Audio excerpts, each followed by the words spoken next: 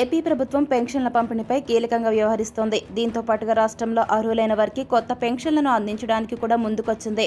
ఏడాది నుంచి అర్హత ఉండి పెన్షన్ అందని లబ్ధిదారులకు ప్రభుత్వం గుడ్ న్యూస్ చెప్పింది. అక్టోబర్ నెల నుంచి కొత్త వారికి పెన్షన్ అందించనున్నట్లు స్పీకర్ అయ్యన్న పాత్రుడు వెల్లడించారు. అయితే కొత్తగా పెన్షన్ కోసం దరఖాస్తు చేసుకునేవారు ఈ నెలలో అప్లై చేసుకోవాల్సి ఉంటుంది.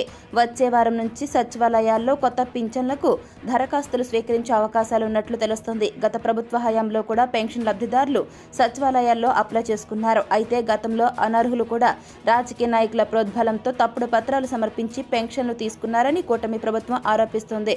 త్వరలోనే ఎవరైతే అనర్హులకు పెన్షన్ అందుతుందో వారిని గుర్తించి వారి పింఛన్లను రద్దు చేయబోతున్నట్లు స్పీకర్ వెల్లడించారు. ఈ క్రమంలో రాష్ట్రంలో దాదాపుగా 2 నుంచి 3 లక్షల మంది పెన్షన్లు రద్దయ్యే అవకాశాలు ఉన్నట్లు సమాచారం. ప్రస్తుతం రాష్ట్ర వ్యాప్తంగా 67 లక్షల మంది వివిధ కేటగిరీల్లో ఎన్టీఆర్ భరోసా పెన్షన్లు అందుకుంటున్నారు.